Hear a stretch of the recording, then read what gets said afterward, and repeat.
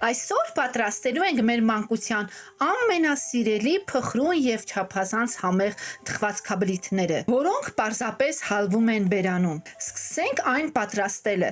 Փափուկ կարագը լցնում ենք տարայի մեջ եւ հարում ենք։ Քիչ-քիչ ավելացնում ենք շաքարի փոշին եւ հարում ենք։ Մասսան պետք է փրփրի եւ սպիտակի։ Ավելացնում ենք վանիլինը եւ կրկին շարունակում ենք հարելը։ Լցնում ենք ալյուրի կեսը եւ բահիկով խառնում ենք։ Հետո հունցում ենք ձեռքերով։ Քիչ-քիչ ավելացնել են մնացած ալյուրը։ Խմորը լցնում ենք գորգիկի վրա։ Վրան ալյուր ենք շաղ տալիս եւ շարունակում ենք հունցելը։ Պետք է ստանանք փշրվող խմոր։ Խմորը տափակացնում ենք, վրան ալյուր ենք շաղ տալիս եւ գրտնակով բացում ենք։ Բաժակով կլորակներ ենք անում։ Տալիս ենք կիսալուսնի տեսք։ Դնում ենք 170 աստիճանի տակ միացրած ջեռոցը 10-ից 15 րոպե։ Ահա մեր աննկարագրելի համեղ թխվածքաբլիթները պատրաստ են։ Պատրաստեք եւ գոհացրեք ձեր երեխաներին։